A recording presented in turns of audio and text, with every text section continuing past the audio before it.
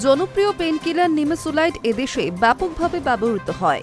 জ্বরজারি হলে কিংবা ব্যথা যন্ত্রণায় কাবু হলে বহু সময় চিকিৎসকরা এই ওষুধ প্রেসক্রাইব করেন।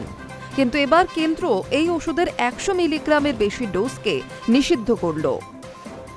মনে করা হচ্ছে বেশি মাত্রায় নিমেসোলাইড গ্রহণ করলে তা স্বাস্থ্যের জন্য গুরুতর বিপদ ডেকে আনতে পারে, এমনকি রোগীর মৃত্যুরও কারণ হতে পারে এটি। বলা হচ্ছে বেশি মাত্রায় নিমেসোলাইড গ্রহণ করলে যকৃতের ভয়ঙ্কর ক্ষতি করে দিতে পারে, যার জেরে মৃত্যুর সম্ভাবনা উড়িয়ে দেওয়া যায় না। ২৯শে ডিসেম্বর কেন্দ্রীয় স্বাস্থ্য মন্ত্রকের তরফে একটি নির্দেশ জারি করা হয়েছে। বিশেষজ্ঞ কমিটির পরামর্শ মেনেই এই সিদ্ধান্ত নেওয়া হয়েছে বলে জানাচ্ছে কেন্দ্র। কমিটিতে রয়েছে ICMRO। এর আগে জানুয়ারিতে CDSCO এর একটি প্যানেলের পরামর্শ মেনে কেন্দ্র ইতিমধ্যে নিমেসোলাইডের পশু চিকিৎসা সংক্রান্ত সমস্ত ব্যবহার নিষিদ্ধ করেছে।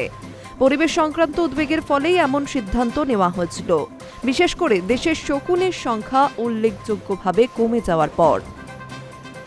প্যানেলের তরফ থেকে জানানো হয়েছিল, গবাদি পশুর পেনকিলার হিসেবে নিমেসোলাইডের ব্যবহার শকুনের মৃত্যুর বড় কারণ হয়ে দাঁড়িয়েছে।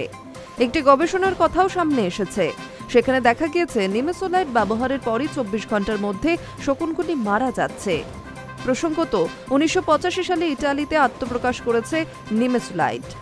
এরপর সেটি ভারতে ব্যবহৃত হতে শুরু করে, যদিও প্রথম থেকে ওষুধটির ব্যবহার নিয়ে উদ্বেগ বেড়েছে।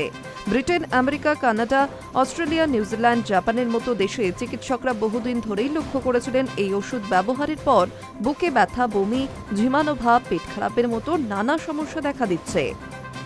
২০১১ সালে এদেশে শিশুদের জন্য নিমেসোলাইড ব্যবহার নিষিদ্ধ করা হয়।